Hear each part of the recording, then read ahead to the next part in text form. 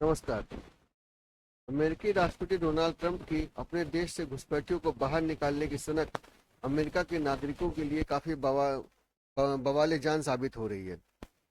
हालात ये हैं कि आइस के अधिकारियों ने मिनेसोटा राज्य में अ, घुसपैठियों को निकालने के क्रम में ढूंढने के क्रम में एक अमेरिकी नागरिक महिला की ही हत्या कर दी। इस घटना ने अमेरिका में जबरदस्त बवाल मचा रखा है।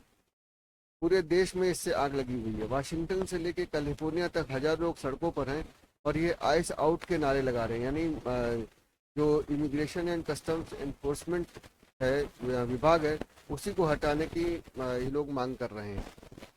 अमेरिका में इस समय हालात ये हैं कि अ, अ, न्यूयॉर्क से लेके और कैलिफोर्निया तक हर जगह विरोध प्रदर्शन हो रहे हैं। जो घटना घटी है उसका जो विवरण मिला है, उसका जो वीडियो सोशल मीडिया पर वायरल हो रहा है, उसमें आप देखिए तो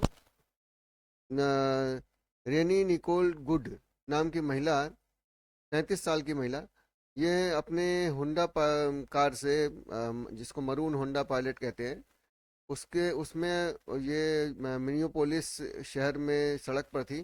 तभी आईएस एजेंटों के एक दल ने, जो उस इलाके में टारगेटेड रेड पर था, उनकी कार को घेर लिया। वीडियो फुटेज में दिख रहा है कि एजेंट बहुत तेजी से रेने की कार की तरफ बढ़ते हैं। रेने कार का दरवाजा खींचकर उसको बाहर निकालने का प्रयास करते हैं। तो रेने उस कार आगे बढ़ा देती है। तभी एक एजेंट उसके ऊपर गोली चला देता है। गोली उसके सिर में लगती है और वो वहीं ऑन द स्पॉट उसकी डेथ हो जाती है। ये इस घटना से पूरे अमेरिका में जबरदस्त बवाल मच गया है। अभी जो वहाँ से जो जानकारी निकल कर सामने आ रही है, जो मीडिया में चल रहा है, उसके अनुसार रेने गुड कोई एक्टिविस्ट नहीं थी, कोई अपराधी नहीं थी। वो 3 बच्चों की माँ थी, अच्छी कवित्री थी और सोशल जो वहाँ पे सोशल प्रोग्राम्स चलते हैं उसमें काफ़ी एक्टिव रहा करती थी। रेने निकोल जो है मूल रूप से कोलोराडो की रहने वाली थी और थोड़े दिन पहले ही मिनेसोटा में शिफ्ट हुई थी। उनको अमेरिकन जो academy of American poets prize भी मिल चुका था कविताएं लिखने के लिए। तो इस तरह से मतलब उनका सोशल प्रोफाइल काफ़ी बेहतर था। ऐसा नहीं कह सकते कि किसी घटना में, किसी अपराध में वो कभी शामिल रही। रेने की माँ डोना गेंजर के अनुसार वो बहुत दयालु थी और उसका कोई आपराधिक रिकॉर्ड नहीं था और सीधी बात है वो अमेरिकन नागरिक थी। इसके बावजूद जो आइस के एजेंट थे उन्होंने उसको निशाना बना दिया। अभी ये आइस क्या है, थोड़ा सा इसको भी जानने की यहाँ ज़रूरत है, क्योंकि अपने यहाँ तो इस तरह से कोई एजेंसी है नहीं जो घुसपैठियों के खिलाफ काम करती है। हमारे यहाँ तो सब कुछ पुलिस ही करती है। अमेरिका में घुसपैठियों को निकालने के लिए एक अलग से स्वतंत्र एजेंसी बनी हुई है और इस एजेंसी का, वैसे तो का ये संघीय एजेंसी है नहीं, नेशनल एजेंसी है। इसका मुख्य कार्य ही अवैध घुसपैठियों को रोकना और देश की सीमाओं की सुरक्षा करना रहा है। इसके लिए पुराने समय में एजेंसियों को कुछ अधिकार दिए गए थे, पर डोनाल्ड ट्रंप ने अपने जो मेक अमेरिका ग्रेट अगेन का नारा लगाकर वो सत्ता में आए, तो इसके बाद उन्होंने अब घुसपैठियों के खिलाफ एक जबरदस्त आक्रामक अभियान शुरू किया। इस अभियान को सफल बनाने के लिए उन्होंने आइस को असीमित शक्तियां दे दी। आइस के पास पहले तो कम घातक हथियार थे जिसमें रबर बुलेट आदि शामिल थे। ट्रंप ने आइस को घातक हथियारों से लैस किया। इतना ही नहीं, ट्रंप ने तो यहाँ तक कर दिया कि अगर आइस एजेंट्स किसी अप्रिय घटना में शामिल होते पाए जाते हैं, या ऐसी कोई घटना जैसे अभी रेने निकोल के साथ हुई जिसमें एजेंट ने उनकी हत्या कर दी, तो अधिकारियों को किसी भी कानूनी पचड़े में नहीं पड़ना पड़ेगा। उन्हें कोई भी कानूनी कार्यवाही से पूरी तरह छूट दी गई है।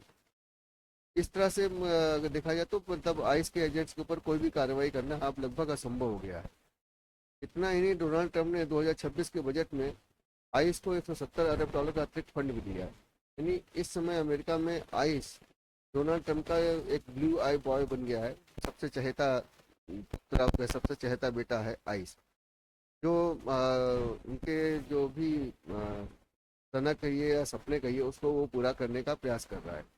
डोनाल्ड ट्रंप ने आइस को हर साल 10 लाख से अधिक अवैध अप्रवासियों को देश से बाहर निकालने का काम सौंपा है।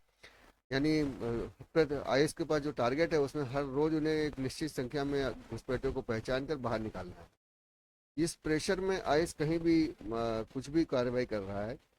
आइस को डोनाल्ड ट्रंप ने जो वर्क प्लेस है, नहीं खाली पहले तो वो सीमा पर रहते थे, अभी उनको शहर के अंदर आके जहाँ दफ्तरों में, दुकानों में कहीं भी छापेमारी की पूरी छूट दे दी है। रिहायशी इलाकों में बिना वारंट के तलाशी लेने की व्यापक शक्तियाँ उनको दी गई है।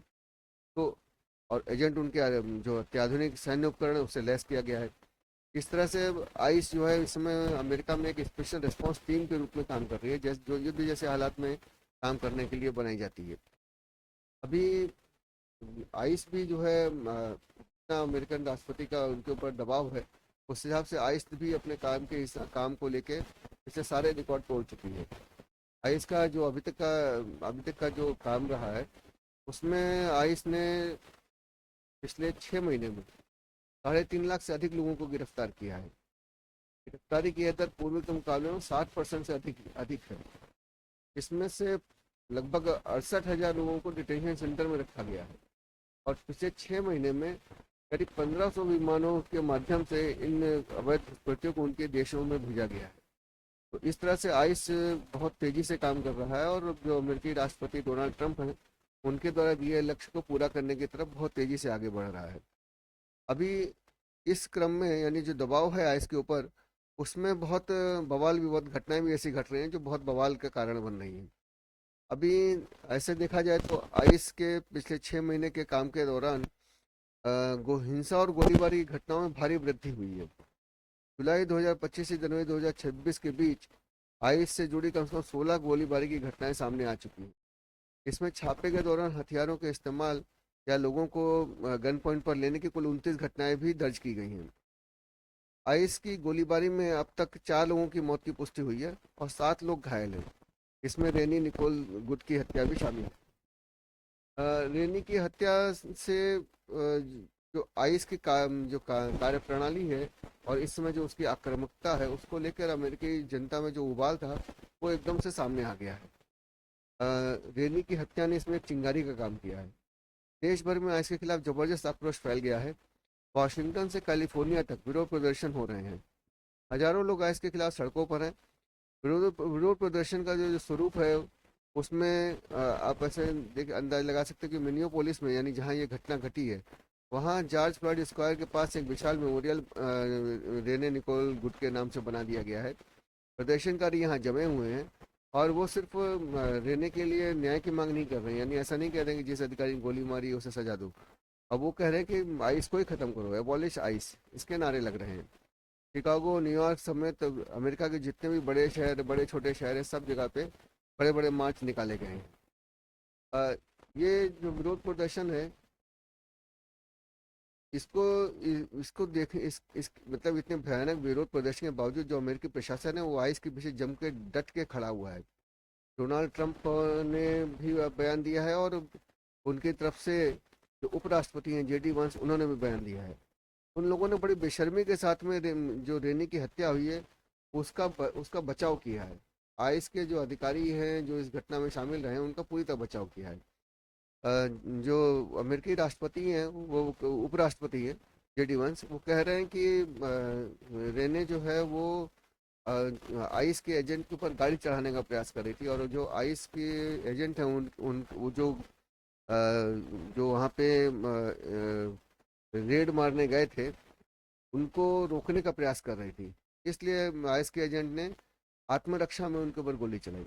एक बार जरा जेडी वांस को सुनिए, तो फिर उसके आगे आपको This was an बताते attack हैं on federal क्या law बोला जेडी वांस को enforcement. सुनिए। This was an attack on law and order. This was an attack on the American people.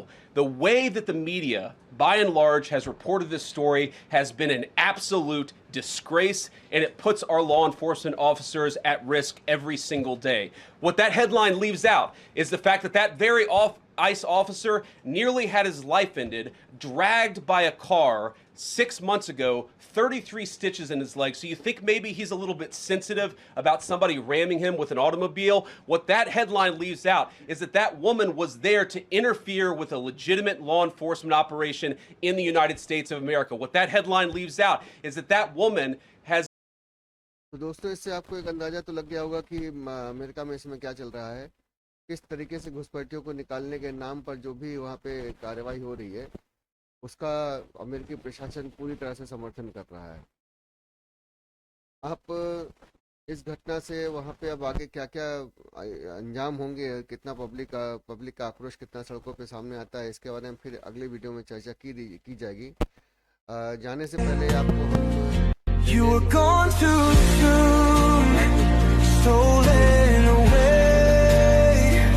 A song left unsung, a dream left to fade. The echoes of laughter still whisper your name.